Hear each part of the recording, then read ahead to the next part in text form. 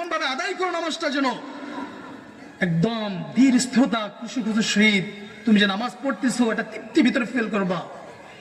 আল্লাহ তাআলা যে বলছেন কোরআনের ভিতরে, ইন্নাস সালাতা তানহা আনিল ফাহশাই ওয়াল মুনকার, প্রত্যেকটা বান্দাকে আল্লাহ তাআলা বলতেছে যারা নামাজ আদায় করে দুনিয়ার সমস্ত অশ্লীলতা থেকে আল্লাহ তাআলা ওই বান্দাকে ফিরে রাখে, সমস্ত পাপাচার থেকে আল্লাহ তাআলা ওই বান্দাকে ফিরে রাখে নামাজ।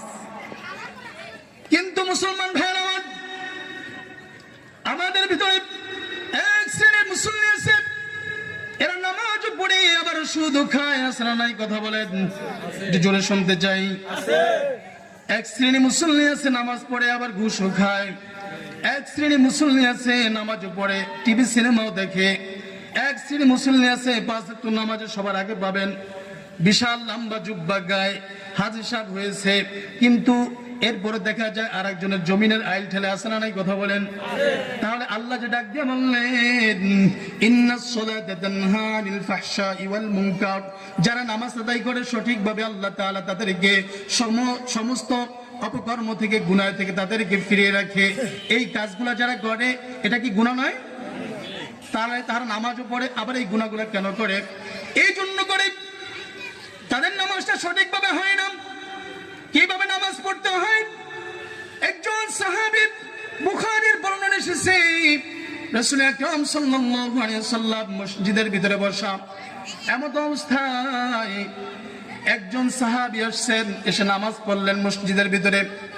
নামাজ শেষ করার পরে আল্লাহর পয়গম্বরকে তিনি সালাম দিলেন। নবীজি বললেন তুমি আবার নামাজ আদায় করো।